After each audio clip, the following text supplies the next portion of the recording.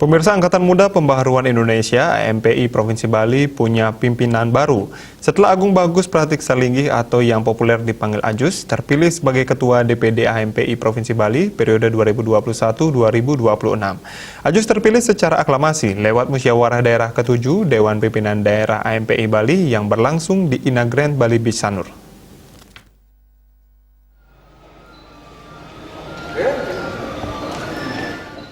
Musda ke-7 AMPI Bali dihadiri oleh Ketua Umum DPP AMPI, Dito Aryo Tejo, jajaran pengurus DPP AMPI, anggota DPR RI fraksi Golkar dari Dapil Bali, Gede Sumerjaya Linggih, jajaran DPP Partai Golkar, Ketua DPD Partai Golkar Provinsi Bali, Dr. Nyoman Sugawakori, bersama pengurus harian Golkar Bali, organisasi sayap Partai Golkar, KNPI Bali, dan kader-kader AMPI Bali.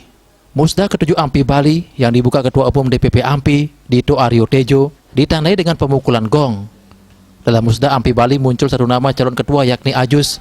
Praktis putra anggota DPR RI fraksi Partai Golkar Dapil Bali, Gede Sumerjaya Linggih, terpilih menjadi ketua AMPI Bali, menggantikan ketua lama Putu Yuda Suparsana.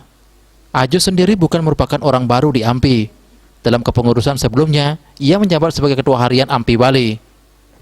Kiprah dan pengalaman di organisasi kepemudaan dan pengusaha muda juga tidak diragukan lagi. Dengan segudang pengalaman di organisasi terkait kepemudaan, Ajus merupakan sosok yang tepat memimpin AMPI Bali dan memberikan warna berbeda dalam upaya pemberdayaan generasi muda di Pulau Dewata, khususnya dalam mencetak kader muda untuk Partai Golkar.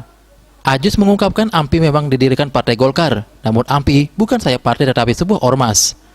Karena itu AMPI bisa diisi oleh generasi milenial dan generasi Z dari berbagai kalangan. Memang walaupun AMPI ini didirikan oleh Partai Golkar, AMPI ini adalah ormas, bukan sayap. Sehingga kita bisa menjaring generasi, baik generasi milenial maupun generasi Z yang merupakan pemilih pemula nanti di 2024 untuk sama-sama memajukan Partai Golkar secara keseluruhan dan memberikan keseimbangan politik di Bali.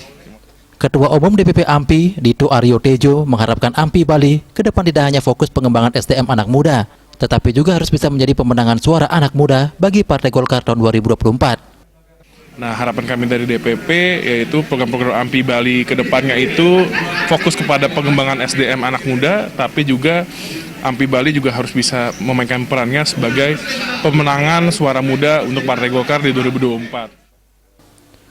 Ketua DPD AMPI Bali periode 2013-2018, Putu Yuda Suparsana mengungkapkan, pelaksanaan musda AMPI Bali mundur dari masa akhir jabatan.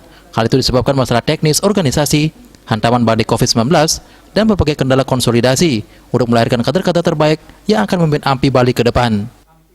Nah, kebetulan memang musda AMPI Bali yang sekarang ini yang ke-7 memang mundur dari masa akhir jabatan. Karena kalau kita melihat periodisasi itu 2013-2018. Memang itu kendalanya pertama adalah masalah teknis organisasi yang memang ada perpanjangan masa jabatan ketika itu. Kemudian juga sempat terkendala pandemi COVID. Dalam acara pembukaan musda pengurus AMPI Bali periode 2013-2018 memberikan penghargaan kepada para mantan ketua AMPI Bali. Saputra Bali TV.